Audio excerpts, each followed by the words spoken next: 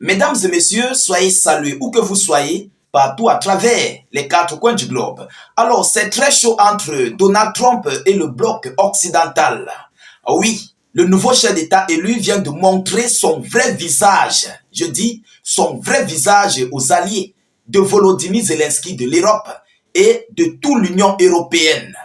Alors, ces dernières 24 heures, M. Donald Trump vient de brandir une grosse menace contre le bloc européen, contre les alliés de Zelensky. Et ça serait aussi en d'autres sortes, en d'autres termes, une déclaration de guerre à la Fédération de Russie et aux pays des BRICS. Je vais entrer en profondeur pour que vous puissiez mieux comprendre pourquoi je le dis.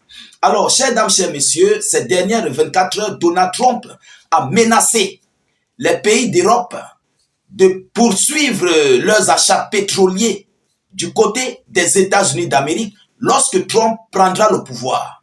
Alors, quelles seront les conséquences s'il n'adhère pas à cette décision de M. Donald Trump? Qu'est-ce qui va se passer dans les prochains jours à venir? Chers dames, chers messieurs, c'est dans tout ce cadre que nous allons décortiquer et analyser au sein de cette vidéoconférence. Mais avant tout, permettez-moi de me présenter. Moi, c'est état d'urgence, comme les intimes m'appellent, mais à l'état civil, je me nomme James Roger Donald, stratège en géopolitique, géostratégie mondiale. Alors, chers dames, chers messieurs, tous ceux qui ne sont pas encore abonnés à notre page Facebook et chaîne YouTube, d'ailleurs sur YouTube, vous pouvez cliquer sur le bouton suivre juste là en dessous et vous activez la cloche. Ça vous permettra ici de ne plus rater nos prochaines vidéos d'actualité et de recevoir nos vidéoconférences en temps réel dès lors que nous allons les publier. Pareillement sur Facebook, vous pouvez cliquer sur suivre juste là en dessus et activer évidemment la cloche de notification pour ne plus rater nos prochaines émissions. Alors, allons-y donc dans le but du sujet. Monsieur Donald Trump menace les Européens de taxes douanières s'ils n'achètent pas davantage d'hydrocarbures américains. Il menace de taxes douanières. Donc, s'il n'achète pas les produits pétroliers américains, il va augmenter les taxes. Maranatha. Voilà quelqu'un que l'Europe avait besoin pour être allié. Et Donald Trump avait été clair. Il avait été clair. L'arrivée au pouvoir de Trump est de lever, de mettre à un niveau supérieur l'économie américaine. Mais l'économie américaine sortira d'où? Donc Trump est en train de commencer à faire ses menaces du côté de l'Europe pour booster l'économie américaine. Chers dames, chers messieurs, permettez-moi d'aller encore plus en profondeur pour que vous puissiez mieux comprendre. Alors, Donald Trump a déclaré ce 20 décembre que l'Union européenne devrait réduire son excédent commercial avec les États-Unis en achetant en grande échelle du pétrole et du gaz américain. Dans le cas contraire, le président élu a assuré qu'il imposerait des droits de douane sur les importations en provenance des 27 pays de l'Union européenne. Voilà la condition, voilà la menace que Donald Trump vient de poser à ses alliés européens. Alors, chers dames, chers messieurs, vous savez que l'Europe achète le gaz liquéfié et les produits pétroliers russes.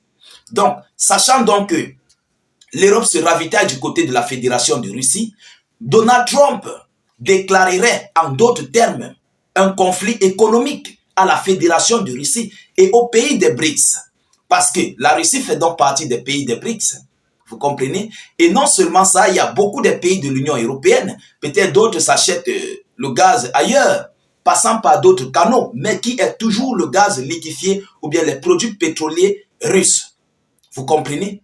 Et ça va faire ici en sorte de jouer sur l'économie ou bien sur les rentabilités russes. Donc, en d'autres termes, c'est une déclaration de guerre que Donald Trump fait indirectement à la Fédération de Russie. Donc, dans les décorticages, je ne sais pas si vous pouvez comprendre.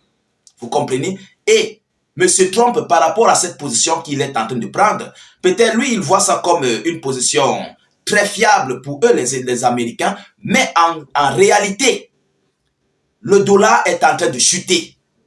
Vous comprenez? Alors, qu'est-ce qu'il faut faire pour relever le dollar? Il faut passer par des stratagèmes tels que ce genre de stratagèmes. C'est pourquoi Donald Trump est en train d'appuyer sur le bloc européen pour qu'ils achètent les produits liquéfiés russes, les produits liquéfiés américains. Alors, chers dames, chers messieurs, est-ce que les pays des BRICS seront contents par rapport à cet acte que Donald Trump est en train de poser? Et il avait même déjà déclaré, un conflit contre les pays des BRICS en imposant, il avait dit qu'il va imposer les taxes douanières à 100%. Donc, ce qui veut dire que Donald Trump est en train d'entrer sur un autre conflit à grande échelle contre la Russie et tous ses alliés. Oui, pourquoi? Parce que, évidemment, la monnaie américaine, le dollar est en train de perdre sa valeur. Ils sont en train de s'effondrer. Oui, c'est ça la réelle chose, c'est ça la vérité.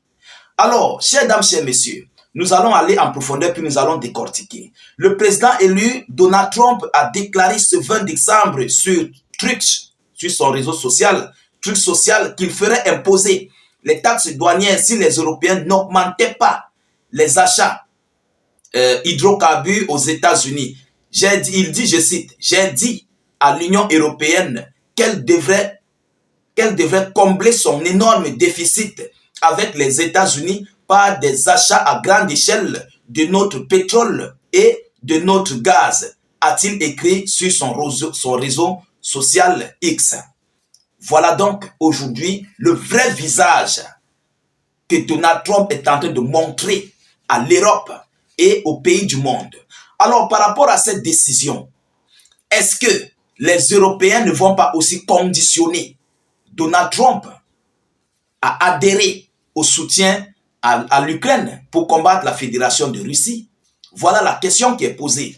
Est-ce qu'eux aussi ne vont pas poser leurs conditions? Parce que vous savez que depuis un bout de temps, ils sont là sur cette expertise de faire le fils Abililaï envers Donald Trump. Ils sont en train de faire des yeux doux. Ils veulent flatter Donald Trump pour qu'il soit à leur côté. Est-ce que ça ne serait pas une occasion pour l'Europe et le bloc des alliés de Volodymyr Zelensky d'attirer Donald Trump à leur côté? Parce que déjà, à ce moment-ci, on constate que Donald Trump combat les BRICS et Donald Trump veut se rapprocher plus des pays de l'Europe. Est-ce que tel ne serait pas le cas? Voilà la grosse question qui est posée. Mais en tout état de cause, nous savons déjà que Donald Trump est en train de prendre ses positions selon nos analyses, selon nos points de vue, selon nos visions et selon nos décorticages.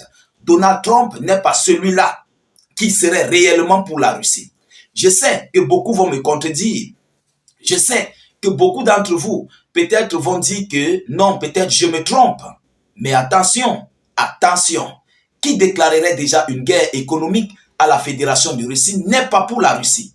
Il faut qu'on soit clair. Qui déclarerait une guerre économique au BRICS, qui est un monde multipolaire, n'est pas pour les BRICS. J'espère que nous sommes clairs.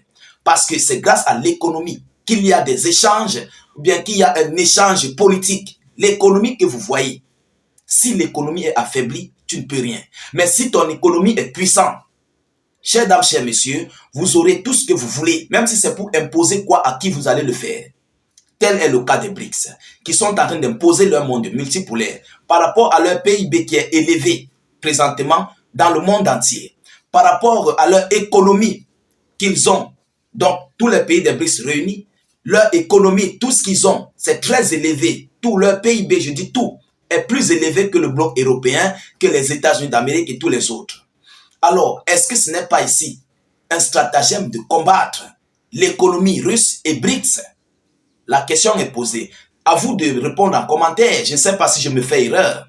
Donc, ce qui veut dire les prochains jours de ce conflit russo-ukrainien, ne soyez pas surpris de voir Donald Trump se plonger du côté de l'Ukraine ou bien de l'Europe. Oui, il faut qu'on soit clair là-dessus. Il faut que nous soyons clairs. Alors, chers dames, chers messieurs, nous continuons d'observer ces actes que Donald Trump est en train de poser. Nous continuons d'observer ces différentes divergences ou convergences de direction. Nous continuons d'observer ces démarcations par rapport à son influence géopolitique, géostratégique dans le monde. Et nous n'allons pas manquer de vous rapporter des vidéos d'actualité par rapport à l'arrivée de Donald Trump dans ce monde. Chers dames, chers messieurs, partagez au maximum la vidéoconférence. Mettez-la surtout partout à travers le monde. Sécurisez-la massivement avec beaucoup de j'aime et suffisamment de cœur.